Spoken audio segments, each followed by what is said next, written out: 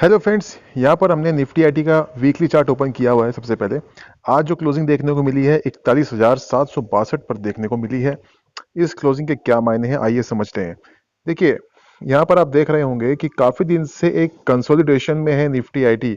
आप देख सकते हैं एक ग्रीन कैंडल ये वाली, उसके बाद से कंसोलिडेशन में ही है।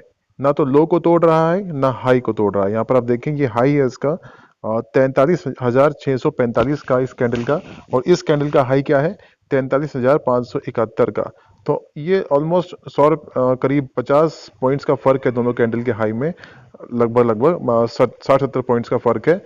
तो यहाँ पर इसमें देखिए इस कैंडल का लो क्या है, रेड वाली कैंडल का लो है 41,614, और यहाँ पर है 41,809, राइट। और इस कैंडल का लो है 41,645। तो ये 41,800 और 41,600 ये इसकी एक सपोर्ट जोन है, इसका एक सपोर्ट जोन है जहां पर ये हर बार सपोर्ट लेता है। आज का भी अगर आप लो देखेंगे तो आज का लो 41,631 है। उसके बाद वहां से एक थोड़ी रिकवरी देखने को मिली है। और ये क्योंकि जैसे कि आप देख रहे हैं कंसोलिडेशन हो रहा है 3 हफ्ते से 4 हफ्ते, आज पांचवा, अब ये पांचवा हफ्ता है। तो अभी क्लोजिंग 41,600 के नीचे देखने को नहीं मिली है। तो यहाँ पर एक आप कह सकते हैं आज वैसे तो वीकनेस थी, लेकिन अभी भी कुछ नहीं बिगड़ा है निफ्टी आईटी में।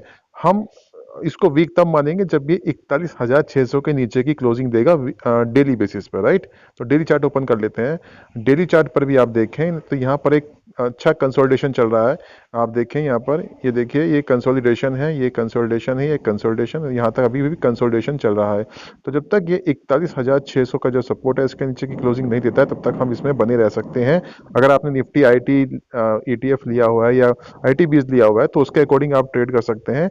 या फिर आपने कोई आईटी स्टॉक लिया हुआ है तो उसके अकॉर्डिंग आप उस स्टॉक का बिहेवियर देख के, उस स्टॉक के सपोर्ट देख के, और ये देखते हुए कि 41,600 के नीचे की क्लोजिंग निफ्टी आईटी में मिल गई है तो उसके अकॉर्डिंग आप अपना एक्शन ले सकते हैं।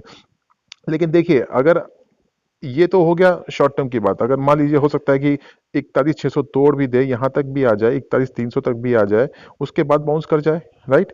तो ये तो सपोर्ट्स होते हैं 41,600, उसके बाद अगला सपोर्ट है 41,300 का। यहाँ पर आप देखिए 200-300 का सपोर्ट है, जो कि हमारा एक 50 डेमा का सपोर्ट है, 41,163 पे है फिलहाल। तो यहाँ पर अगला सपोर्ट बनता है। देखिए, मैं ऐसा क्यों कह रहा हूँ, इसको डिस्कस करने की वजह यह है कि यहाँ पर इसमें स्ट्रेंथ है, नो डाउट इसमें स्ट्रेंथ आप देखें तो यहाँ पर वीकली, इसने मंथली बेसिस पर यहाँ पर एक कप एंड हैंडल का ब्रेकआउट दिया था। आप ये देख सकते हैं बहुत बढ़िया कप एंड हैंडल का ब्रेकआउट देखने को मिला है मंथली क्लोजिंग के हिसाब से आप देखें तो अभी 1 महीना हुआ है, छोटी सी कैंडल बनी है यहाँ पर, राइट। ये देखिए ये कैंडल बनी है, रेड कैंडल, और अभी ये कैंडल फॉर्म हो रही है। तो अभी भी कुछ बिगड़ा नहीं है। अगर आपका लॉन्ग टर्म का व्यू है तो आप इसमें मान के चल सकते हैं कि ये ठीक है। कभी 1-1.5% बढ़ जाएगा, कभी 2% गिर जाएगा, ये सब चलता रहेगा, नो डाउट। बट इसका जो लॉन्ग टर्म का जो ट्रेंड है इस चार्ट के सेटअप के हिसाब से ये कहता है कि अभी भी इसमें कुछ नहीं बिगड़ा है, इसमें बने जा सकता है। और अगर इसमें आप थोड़ा सा ये मान के चलेंगे तो मेरे इसमें जो टारगेट्स हैं करीब करीब यहाँ से मैं आपको बता दूं, यहाँ से ये हो गया और ये हो गया। तो यहाँ से करीब करीब आपके टारगेट्स 50,000 तक के निकल के आते हैं। जी हाँ, 50,000 के आसपास के निकल के आते हैं इसके टारगेट्स। अभी तो 41,800 पर ही है, अभी तो बहुत दौड़ लगानी बाकी है, थोड़ा समय देना पड़ेगा, नो डाउट। मार्केट में जो ग्लोबली सब कुछ चल रहा है उसके हिसाब से थोड़ा बहुत ऊपर नीचे होता रहेगा। बट मेरा जो भरोसा है इस पर वो ये कहता है, उसके हिसाब से करीब करीब 50,000 के टारगेट इसमें आने चाहिए निफ्टी आईटी में।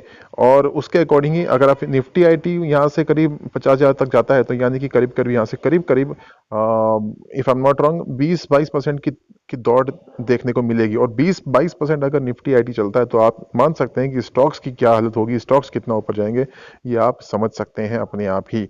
ऑलराइट, तो अभी कुछ बिगड़ा नहीं है, ग्लोबली ठीक है, सब कुछ चल रहा है, उसके चलते स्ट्रॉन्ग स्टॉक्स भी वीक होंगे। बट लॉन्ग टर्म का ट्रेंड अभी भी इंटैक्ट है, कोई घबराने की जरूरत नहीं है।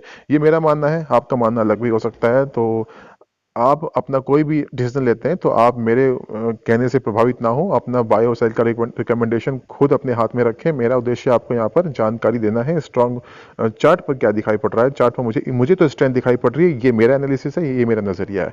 ऑलराइट फ्रेंड्स, तो अगर आपको कोई और कुछ आपको कुछ जानना है आप तो मुझे कमेंट बॉक्स में लिख सकते हैं। किसी स्टॉक के बारे में आप जानना चाहते हैं तो जितना मुझसे हो सके मैं बताने की कोशिश करूंगा। और आप कुछ फीडबैक देना चाहें तो फीडबैक भी दे सकते हैं। वीडियो कैसा लगे लाइक करना ना भूलें। अगर वीडियो अच्छा लगा हो और सब्सक्राइब ना किया हो तो सब्सक्राइब करना भी ना भूलें। फिर मिलूंगा आपको नई वीडियो में। अपना ख्याल रखिए।